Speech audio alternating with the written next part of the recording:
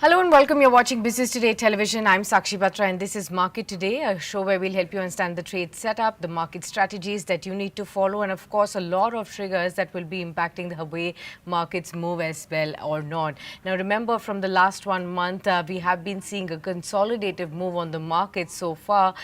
Even in this last 1 week, we have been seeing continued narrow band of a range in which the Nifty has consistently moved. About 180 to 200 points of a range is what we've seen this entire month so far that the Nifty has moved into, and Wednesday was no different as well. Today, of course, there'll be the options contracts expiry that we'll be looking at. That will be definitely impacting the way the markets move. This is also marking the beginning of the first quarter of the earnings. That will be important to see, with TCS kickstarting their proceedings now. Apart from this, of course, globally, Trump has announced fresh tariffs on Brazil, and 8 other countries have received fresh letters. 50% of tariffs on Brazil has been put now vis-a-vis a 10% rate that was set on the Liberation Day. So a marked uptick on that front as well. FOMC meeting, although was a non-event, but definitely brings back the focus as to what will be the July meeting entail in terms of the rate policies as well going forward from here. So there's a lot to really talk about, and we have a very special guest joining in on our program with us. Mr. Devin Choksi is joining in from DR Choksi FinServ. A warm welcome to you, sir, and thank you so much for taking the time out.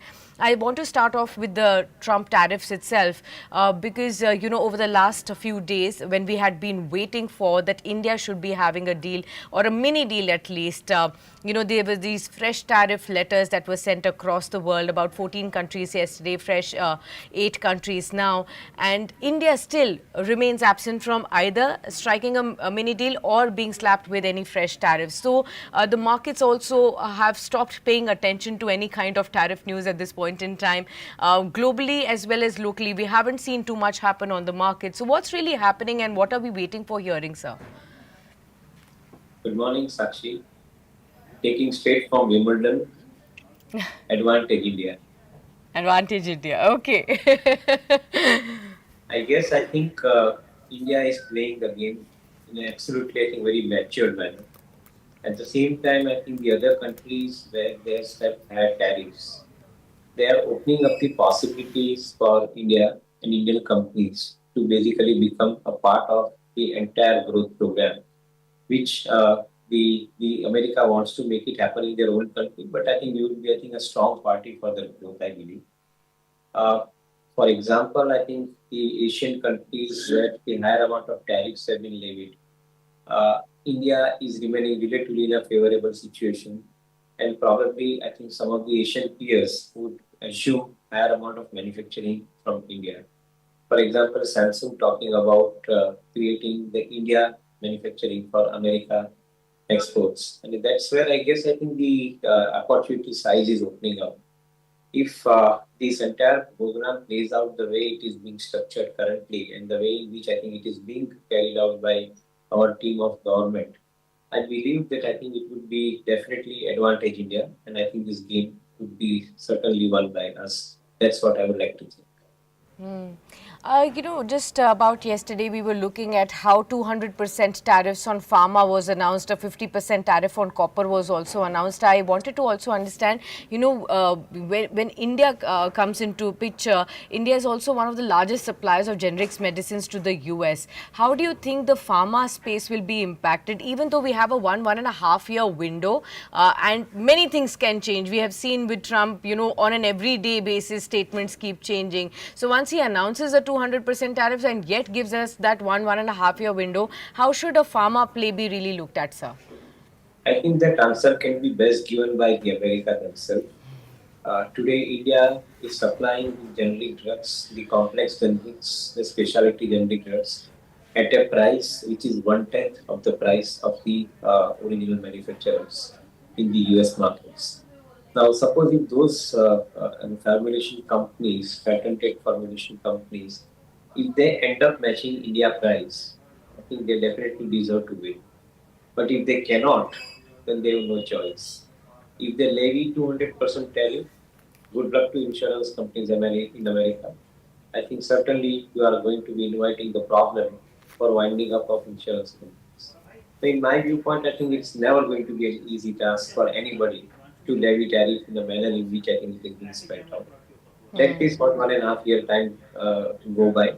Maybe I think some amount of maturity, some amount of sanity will prevail. And we'll see how exactly I think they want to deal with the subject. But as of now, till the point of time, yeah, American companies, the patent companies, matching the cost at which India supplies the product. I don't see too much of a threat to our country and our companies. Okay, got that.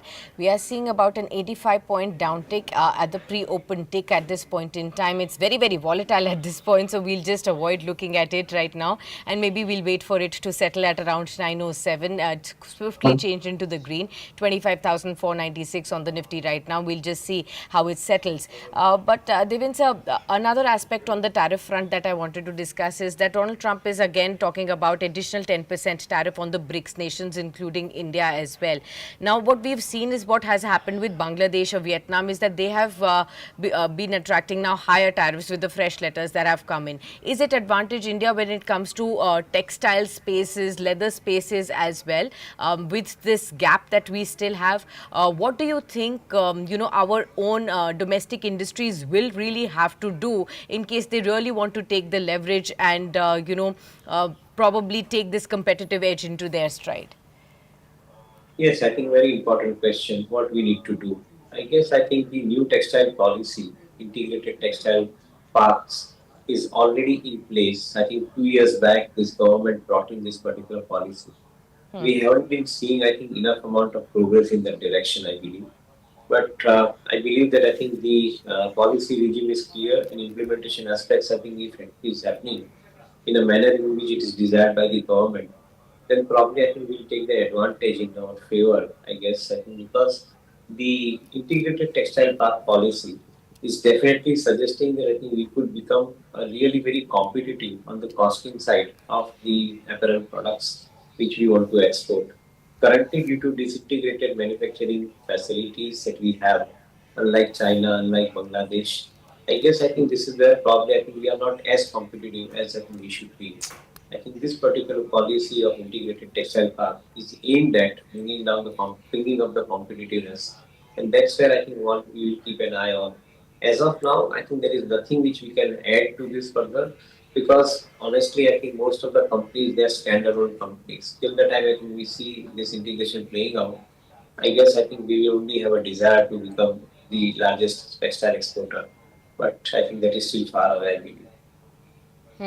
Okay, fair point. Moving on from the tariff point, I wanted to also come to the big domestic trigger that we will have, and that's the earning season that kickstarts today, sir, with TCS coming out with the numbers. Overall, sir, what is your expectation from Q1 this time around? And on IT sector, what's your expectation, including TCS, sir? So margins, I think, are by and large understood that I think they will remain steady. I don't think that I think there is enough change in the margin Okay. scenario for the companies. On the top of it, I think the company has been swapping the talent with the I think talent which possesses the AI domain. So to a greater extent, I think the company is preparing themselves for the efficient delivery, cost efficient delivery to the end customer. What is more important today at this point of time, and they already have the contracts which they are executing today. So I think that is understood that a single digit growth factor is going to continue in this particular business. But what is more important to understand and would like to understand from the management commentary of the company, whether their customers have started placing the larger orders onto them. Should that start happening under the new development which are happening, which is related to IoT, which is related to cloud computing, which is related to artificial intelligence, machine learnings. I think Yes. all these areas in which I think the customers are asking for the higher services, have they started placing the larger orders? I think that is something which we would like to understand. And Yeah. whether our top-run companies, they want to create a model which is platform as a service to their customer. If that does happen, then possibly I think the winning game starts. But at this point of time, these are all expectations from the major companies like TCS from the earnings season. Okay, sir. In terms of the overall earnings, if I have to ask you to select a few pockets that could come out with an outperformance and those that could still stay in an underperforming zone, how would you segregate that basket, sir? Fortunately, in the first quarter of the financial year, we are likely to see the higher growth compared to last year in most of the Okay. sectors. Okay. So that is a very positive thing which we are starting on, and I think that is where probably all eyes should be. Hmm. Other side of the activity is margin, and the margins are likely to remain steady to higher. Also because of the fact that overall cost structure in the economy compared to last year is on a downside because of the imported inflation coming down, because of interest rates coming down, and as a result of which I think the cost structure remains relatively on a controlled side. Yes, I think the companies have been spending money on the IT side, and that's where I think additional spending Okay. will happen. I guess But I'll just stop you and interrupt you in a bit. I think there is an earthquake that's just taking place in Delhi NCR right now. Of course, we will get to understand a little bit more as and when we get to see the fine prints on the Richter scale. But at this point in time in Noida, where we are at in Film City, there has been a major earthquake that we are seeing at this point in time. Of course, we're given to understand that the flashes are just about to come to help us understand where has been the center at which the earthquake has struck. But this is the first instance that we felt it right here in the studio, and of course we will be updating all of you on the same as well. Yes, Mr. Choksi, could you please go on? yeah, so I don't know where I stopped. It's I hope everything is all right with the earthquake situation. Yeah. Okay.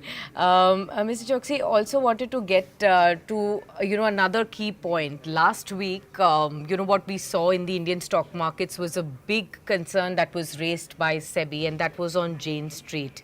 I wanted to take a view on, what are the statements that you were reading on through. Of course, Jane Street has called SEBI's allegations as fundamentally mistaken. But at the same time, SEBI has made it absolutely clear that India is not a one-way street where people can come, make their money, hurt retail investors and go back. And that's why a large order impounding of 4,800 odd crore rupees was done. I think the big questions that keep following are how will SEBI be able to prove legally that yes, there was a malicious intent behind the key positions in both contrasting positions in both cash and F&O segment that were taken by Jane Street in the Indian stock markets. And of course, what follows from here? Are our surveillance measures, strong enough? Do we need to do something else to continue to prove as deterrent to any other episode that could emerge going forward? What have you understood through this, sir? So my understanding is a very simple understanding, Sakshi. What I see is that the expressway has been built. On that expressway, there is no speed limit. And on that expressway, you are also allowing the motorcycle, you are also allowing cycle, you are also allowing bullock cart, you are also allowing passenger vehicle, and on the top of it, you are also allowing the racer cars.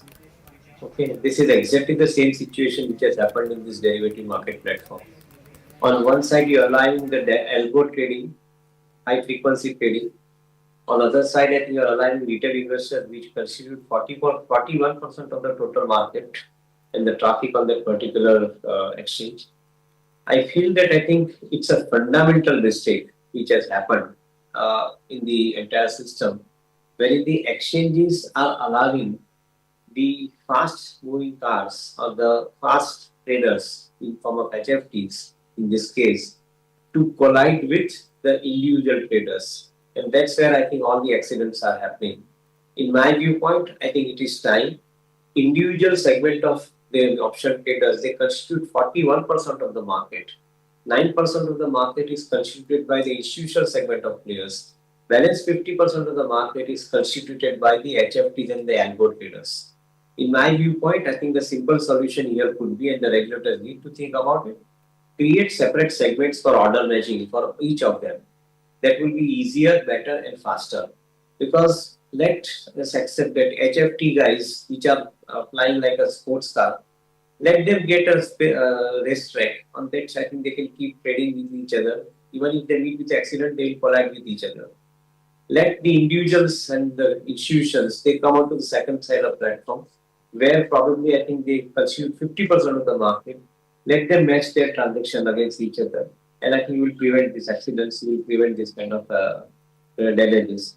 Order book and I think the price discovery can remain common in nutshell, if I can explain this way, probably I think that will solve the problem as far as I think the regulation is concerned. And that's time that I think we should take it. Because India is the highest traded derivative market in the world. Yeah. We trade 60 times the underlying cash market at any given point of time in the derivative segment. And that's where I think these particular measures are required to be taken in my view. Absolutely. Mr. Choksi, a lot of people were thinking that maybe Indian market is not as mature as the US markets where, an expiry on an everyday basis also is handled pretty easily. But to protect our small retail investors at large, probably we should be looking at restricting their entry or completely banning the F&O market. What's your thought on all of this? Do you still believe that, we of course need a dynamic F&O market at this point in time? We cannot do away with it, but there have to be some other stronger measures that need to be taken to protect the small retail investors at large, sir. So those measures I have suggested. What kind of measures? You have to create the segmentation within the market Yes. by keeping the order window common. At the same time, I think the execution windows and the matching of orders, I think, should become separately into different windows. That is a solution that I am proposing here. As far as I think maturity is concerned, probably I think in my humble opinion, I think we are mature because 41% of the retail investors are trading in the option markets. If they are not mature, they would not have come to the market. They may be making mistakes because of somebody else's power, but that does not mean that they are not mature. So I think I probably I think would like to reserve this comment, saying that I think we are a relatively a mature market. We know how to trade. How unfortunately, I think we are operating, as I said, on a same common platform. You are allowing high frequency trading, algo trading. You are allowing, I think, the retail option traders and everybody on the same platform. You're bound to meet with accidents, and that's what I think needs to be corrected, as I explained. Okay, got that. Now, help us understand, Mr. Choksi, when instances like this come, of course, the SEBI has taken a decision, a strong order of banning Jane Street completely from operating in the securities markets and at the same time impounding. And this is only an interim order. This could, we are given to understand that this could go much deeper. We will have to see because only 21 days of expiry has been studied, and that's how, SEBI has derived at this figure of 4,800 odd crore rupees of illegal or unlawful gains that they have come to. What if it extends to 2.5 years since when, we are given to understand the issue started to erupt at this point in time, and could this go?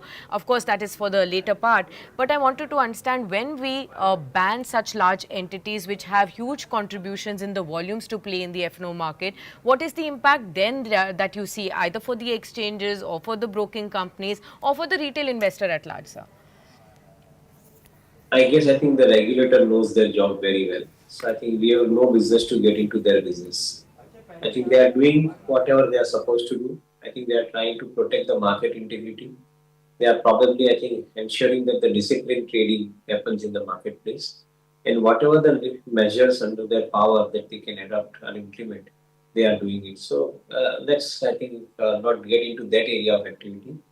But in my viewpoint, I think absence of one player or couple of players who are doing the algo trading in the market may have a temporary impact. It cannot be a permanent trend. Please understand that I think despite of they trading so much, we still have 41% of our retail market. We still do not have the institution market. If we start bringing the institution market and the retail market together, then I think we would be quite at par with anybody else in the world. In IPO markets, I think you are already at par. I think you are having 25-30% of the allotment going to the institutional balance, 25-30% going to the high channels, and the rest of the 40% goes to the retail. And the IPOs do work well. So I guess I think it is a matter of time that we will see the actually this kind of situation evening out or neutralizing. And probably not one player can dominate the market. That remains absolutely clear point as far as my understanding is concerned. Okay. Let's move on. Also talk about, something that came in yesterday on a specific stocks, a short seller, reminding us of the Hindenburg episode that happened with Adani Group. This time it's Viceroy Research Group that has talked about how Vedanta and the operations in the company, they feel is just like a Ponzi scheme. They've questioned the large dividends. They've questioned a lot of financial misappropriations. Of course, Vedanta has come down heavily immediately immediately by calling them out and calling the allegations baseless and malicious in nature. We did see both Vedanta and Hindustan Zinc react pretty sharply in trade yesterday and then recover once the statement was out from the group as well. But how are you looking at these repeated, instances that we see from short sellers globally, talking about Indian companies, sir? It's a democracy. Everybody has a view, and I think let it be, not an issue. I think the investors are mature enough to understand, I think, who is coming from which side of view making and the opinion making. In my viewpoint, I think financial investors should restrict their wisdom to financial investments. I think they are trying to get into the domain of the entrepreneur who is operating the business. Should one operate, I think, the metal commodity business sitting in an air conditioned office? I think that's a question that one will have to ask. Leave that aside for a while. I think the every investor is mature enough to understand which company produces wealth for them. In my viewpoint, I think if the companies are generating revenue, they are making profit, and they are distributing dividend, I think the financial investor may have reservation to it, but I don't think that I think that reservation should be bought by one and everybody. So yes, I think that gives an opportunity for some to buy into some of the good quality companies at a lower price. In my viewpoint, I think the valuation wise, I think everything is discounted in the price. So certainly, I think that's where probably you will also get an opportunity. So I'm not perturbed about I think such kind of allegations honestly because I apply my mind on investments. Okay, fair point. Well, Devin thank you so much for all Thank your you. viewpoints on various points that we have discussed today. Always appreciate your time with us on Business Today, sir, and hope you have a great time. We'll see you soon. Thank you so much. Thank you so much, sir. All right, viewers, the markets have started to grick. You can see a tick. You can see a green tick right there on the Nifty right now, although it's toggling between the highs and the lows at this point in time. 25,468 in front of you on the Nifty. Let's quickly look at the top movers. Tata Steel is moving higher. Sriram Finance, Power Grid. These are the points that are opening up. On the lower end, you have Dr. Reddy's, Wipro, Tata Motors, Cipla. You also have names like, HDFC Life Insurance. These are the pockets that are down in trade. Let me quickly pull up the sectors. Metals are shining bright, 0.4% higher. You have the small caps and the mid caps up in trade. Then you also have PSU banks, private banks, financial services, Nifty Bank also about 1/10% higher. Consumer durables also up. But IT stocks, which will be in focus, are starting on the back foot, about 3/10% lower in trade for the index. Pharma, FMCG, so all the defensive tech sectors are actually down. You can also see autos and realty also slightly on the back foot. PSU stocks higher. You have PFC, REC up and about. Remember, brokerage houses have covered this space today. NMDC, HPCL, GAIL, Oil India, these are the other spaces that are up and about as well. Let's actually welcome another top guest on our show to help us understand the technicals on the program. Mitesh Panchal is joining in on the show with us. Hi Mitesh, warm welcome. Good to have you with us yet again. Tell us, how do you see the opening in the markets? It's the expiry session. How do you expect it to pan out? Yeah, so far so good, Sakshi. I think indices are now trying to trade above 25,500, that is Nifty. And as far as the Bank Nifty is concerned, I think the 57,300 is very well traded as of now. So we are of the view that today Bank Nifty will likely to trade higher on back of the kind of flip which we had before a day or so. So we are expecting Bank Nifty to test 57,500, 57,800 in today's trade, and we are expecting Nifty to trade 25,600. So probably today will be a trending day where we will see every dip going forward should be a buying opportunity. Stock specific opportunity will be there, but I think now going forward, probably indices will will witness a strong breakout, and probably we will enter into an trading zone. Okay, fair point. I hope this has given some sense to all our viewers as to how to play this one. Any key stocks, Mitesh, at the beginning of the show that you'd like to mark out, which is on top of your radar?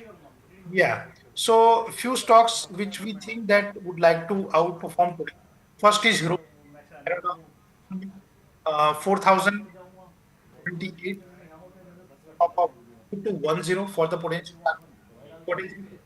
So Hero what we second is Policy Bazaar at 1868. Policy Bazaar is also looking good with a stop of 1810 for the potential target of 1950 to 2000. And third stock, which we think will outperform today, is Sriram Finance. See, the initial ticks are looking promising at 685. So the stop of 675 for the potential target of 700 and 710. Finance is looking good. Policy Bazaar is looking good. And Hero MotoCorp is looking good. Okay, so those are the stocks that one can definitely be looking at in today's trading session as well.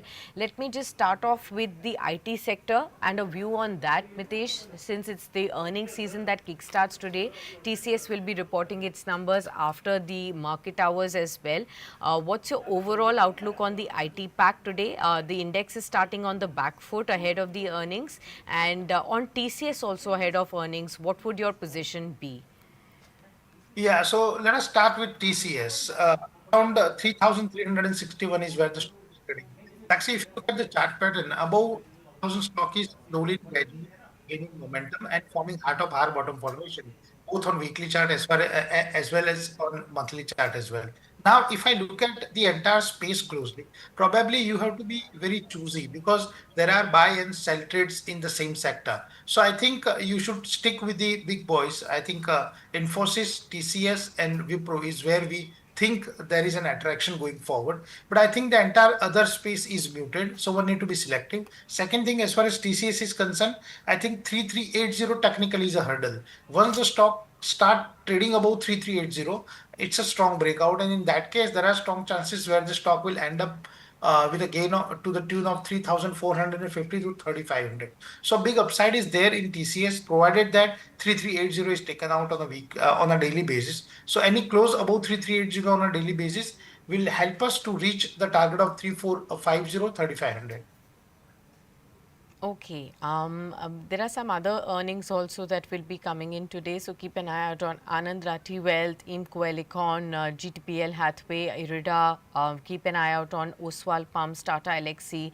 These are the names that will be coming out with the numbers. So keep an eye out on this earnings season kick-starting today. Apart from this, on the Tata Group stocks as a whole, I wanted to take a view. Apart from TCS that you marked out, there are other companies that have been trending lower on the back of the business updates that they've marked. So Trent came out with a business update that has been lagging. We saw Tata Motors softness in the JLR as well as the wholesale sales that they marked out some muted trend that has been lower in trend as well. So these are the two other key stocks that have been trending lower. How are you looking at these Tata Group stocks as a whole? And Tata Elxsi also comes out today. What looks good and what doesn't? Okay, so let's start with what looks good. I think one stock which is muted and which is not a favorite of the traders is looking pretty interesting on chart, and that is Tata Okay. Investment. If you look at the chart pattern of Tata Investment, it is really promising. So going forward, we are of the view that Tata Investment will slowly and gradually enter into a new trading range. And if you look at the entire chart pattern, recently at around 7,425, that is on 10th of June 2025, stock has hit an intermediate high. Post that, we had a very strong correction to the tune of 6,410. After that, stock spent consolidated quality time in consolidation. Sakshi, at the current level, we are of the view that probably Tata investment going forward will come back and probably will see much higher highs. So as of now, we have a buy call on Tata investments. As a disclaimer, we have already suggested these stocks to our clients, so they might have direct or indirect position into that. What is not looking good? Probably, I think we are extremely disappointed with two stocks from the Tata Group. First is Tata Motor, and second is Tata Steel. Despite the fact that the stock is correcting so much, unfortunately, the stock is not attracting any buying interest. Even Tata Steel should and must trade above 180 as of now, or in the range of 180 to 200.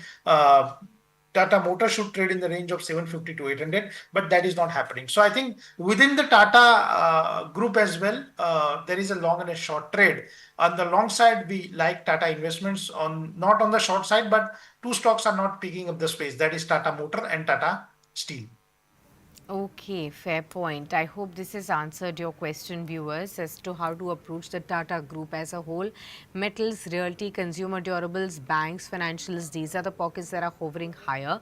Let me also discuss a few other spaces. Metal space is something that I wanted to discuss. That's the top moving sector right now. It's gaining strength, about half odd percent higher in trade. What we were talking before you joined in, Mitesh, with the Devendra, is about Vedanta and how a short seller, Viceroy Research, has now claimed on some financial misappropriations in the company. That company has completely refuted as baseless and malicious in nature as well.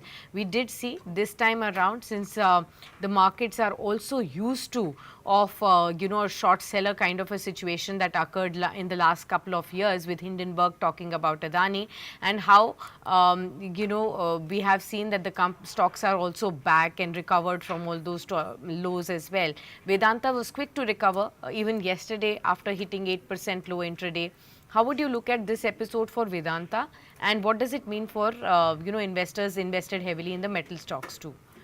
Yeah, so let us talk about first the big shocks given by the institutional investors. Now, here I'm not pointing out to any individual, but I think now it's a fashion in the emerging market that you target one particular business group and you come out with a report results, a short side of it. Unfortunately, in India, there is no restriction on the short side. So people are dumping heavily and make money. I mean, we have recently seen the episode with Jane Street. So I think now Indian investors and probably the big boys from the India do understand the fact that when allegations comes from abroad, it is really not worth paying attention to. And our houses like Vedanta or Adani Group, they do absolutely follow a good corporate governance. And if you see the allegations as well made by the foreign entity, there is nothing, there is no founding in that. I mean, it's completely a business.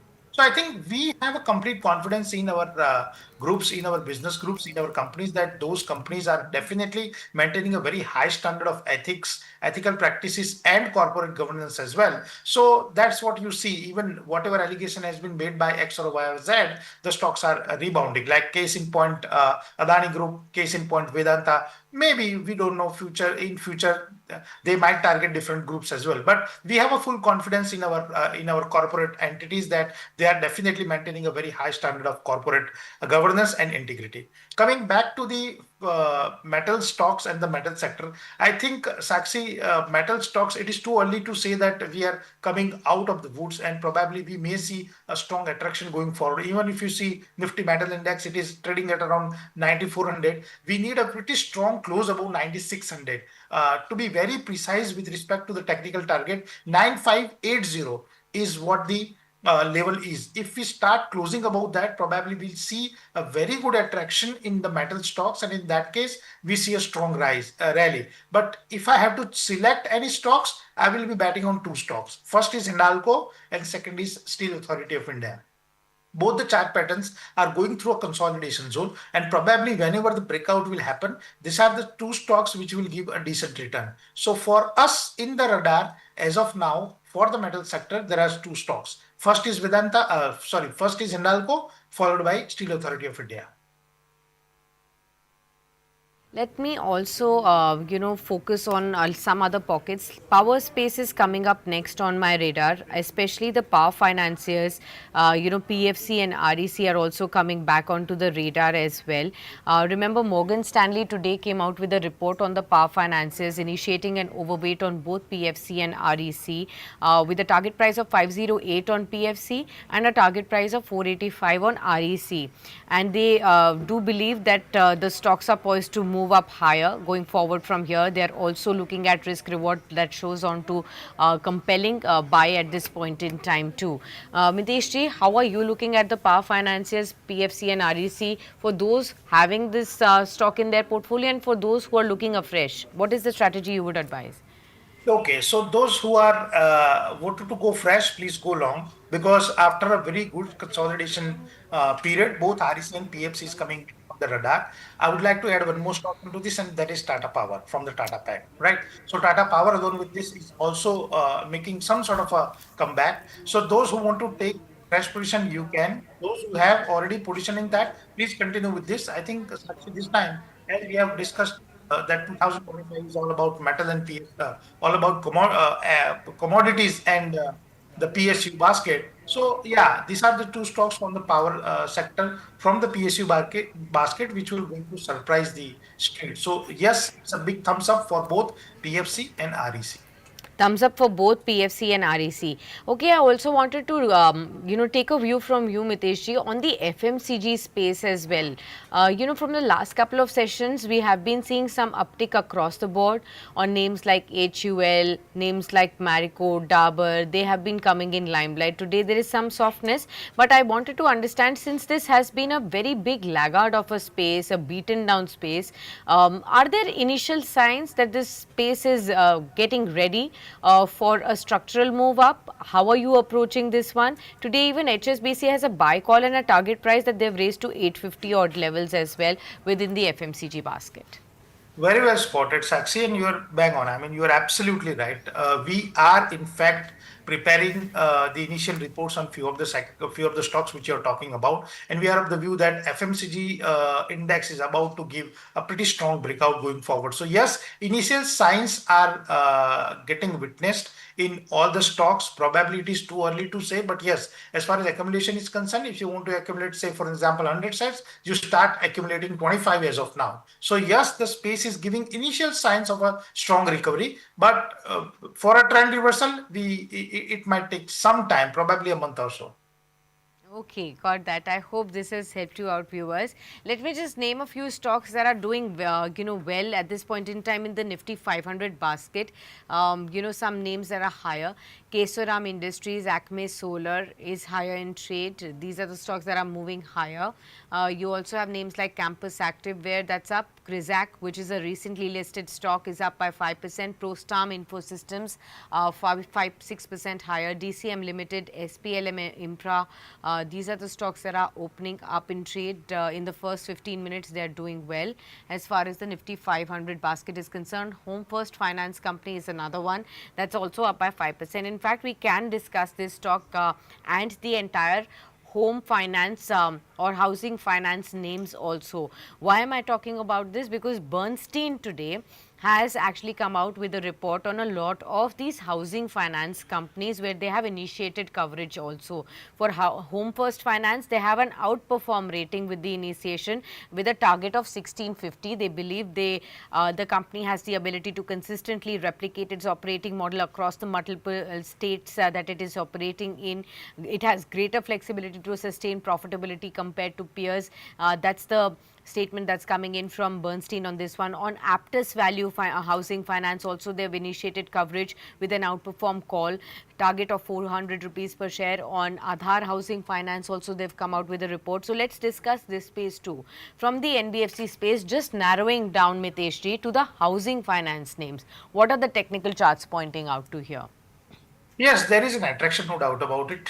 Case in point, other housing finance above 430 is a clear-cut breakout. So probably the stock will enter into a new trading range at around 480, 500. But actually, again, one need to be very clear with the fact that even if you see PNB Housing Finance is buzzing now, it's in FNO. So I think yes, the entire space is getting attraction, but the only thing is that the sustainability of the trend is pretty important. So all these breakouts actually is happening on the daily chart. We need to convert that on a weekly chart at least to ensure. For example, Home First at around 1420, there is a strong breakout, but there are chances that it might fizzle out going forward. So one need to be very careful and one need to see the transition from daily chart to weekly chart. So we are just observing very closely. Once it is transited to weekly chart and once we get a very strong breakout on the weekly chart, yes, probably the tide is turning for housing finance companies as well, like FMCG.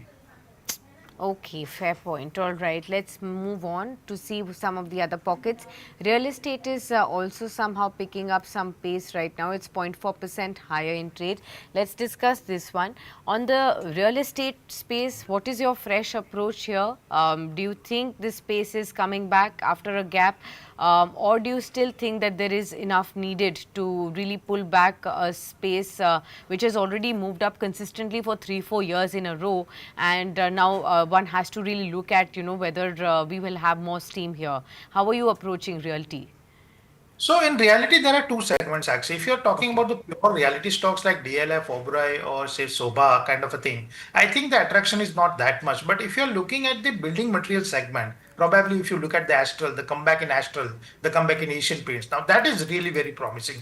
So as of now, the street is divided. We are of the view that probably the pure manufacturers, that is the building manufacturing companies like Prestige Estate or DLF or Godrej Property or Shobha will probably not will not attract that much of an interest as compared to the building material companies like Astral Pipes or, for an example, Asian Paints. So I think a clear-cut trend reversal and a breakout is visible in building material related stocks rather than the reality stocks. Okay, fair point. Let's move on and talk about some of the other spaces. Let's look at FNO. Today, a lot of interesting stocks that are making a mark. 197 Communications, that Paytm is up by about nearly 2.5-3% higher. There's Keynes Technologies, that's also up and about. So Keynes is a part of the EMS story that we can discuss as a whole with Mitesh ji. And Paytm and some new age tech stocks can be the other space. Mitesh ji, first on Paytm, what does this fresh move indicate? And within the new age tech basket ahead of earnings, are you bullish on anyone?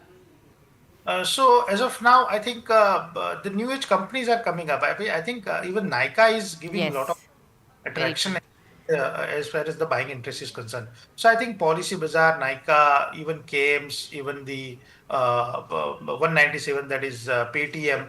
So let's talk technically about Paytm. At 920, it's a clear-cut breakout. Above that, we think the buying momentum will take place, and I think this now sooner or later, Sakshi, stock will enter into a four-digit 1,000. And after that, it's a clear-cut breakout, and then probably we may enter into a new trading range between 1100 to 1200. So yes, new age companies or newly listed companies which are a part of FNO are actually attracting interest. Like Nykaa is also looking pretty promising as of now. At 215 is looking pretty promising.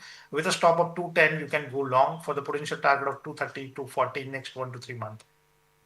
Okay, fair point. I hope this has helped you understand a little bit more. What about the EMS story now? How are you looking at the names like Keynes, Dixon, Amber Enterprises, PG Electroplast? I think there is some momentum developing across the board even here as well, Mitesh ji.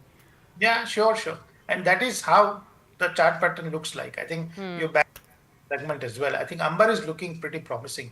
We are of the view that 7,900, 8,000 here. Again, Dixon has very well picked up its pace from the recent bottom of around 13,000, 14,000. Now trading at 570, 15,780. So 16,000, 17,000 are also there. So I think, yes, this space is also gearing up, and you may see a good attraction going forward.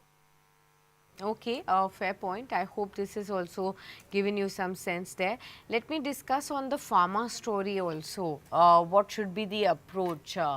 Pharma, why? Because, we were discussing with, Devin sir also that this 200% tariff talk that has been talked about by Donald Trump, how should one be really viewing this? The pharma stocks were higher yesterday. So a lot of people were questioning as to why, despite this 200% tariff talk, the stocks are high. That's also because 1.5 year time window has also been given. That only after 1 year, 1 year and a half, 200% tariffs will come. And who knows what happens when every day we have been seeing, flying away statements, changing stances as well. And that's why the stocks moved up, that at least there is some clarity that before 1 year, nothing will happen and we will have the existing set of the tariffs there. Pharma space, what is your approach, Mitesh ji? Both on the frontline pharma, generic players, hospital space, diagnostic space, how are you choosing your stocks here? Yeah, so again, we are bullish on two segment. First Okay. is hospital side of it. I think Apollo Hospital is making a good comeback. So I think Apollo Hospital looks pretty interesting. Probably sooner than later, we may have a target of 10,000 or so on Apollo Hospital. Second thing, as far as the pure pharma play is concerned, I think Glenmark Pharma is looking pretty interesting at 1860. So if you look at the entire chart pattern from 1500 onwards, Sakshi, it has given a very strong comeback. And I think sooner than later we may approach a target of 2,000, 2,500. So that is looking pretty interesting. So Glenmark and Apollo Hospital are the two stocks where we are bullish.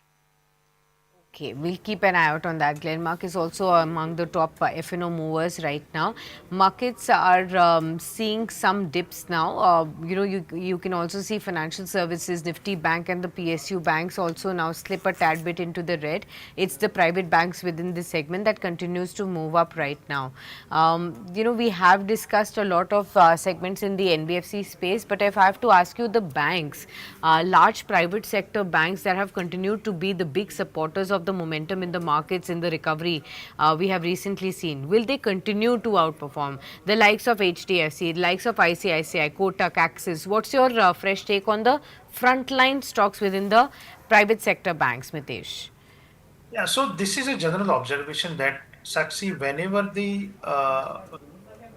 is weighted on the headline index, and whenever any large cap stocks are making a comeback, generally the trend will continue. What I'm trying to say is that right now, even if you look at both Bank Nifty and Nifty, Bank Nifty is hitting the lifetime high, Bank Nifty has hit a new lifetime high, wherein Nifty is not yet at a lifetime high. So we are of the view that the way by which Reliance Industries, the HDFC Bank, Kotak Mahindra Bank has come up, we are of the view that the trend will continue going forward, and you may see a good attraction. So even at the current level, we like to recommend stocks like Reliance Industries, like Kotak Mahindra Bank, like HDFC Bank, like ICICI Bank. These are the stocks which continue to make higher highs higher going forward. So yes, frontline banks, one should go long as of now.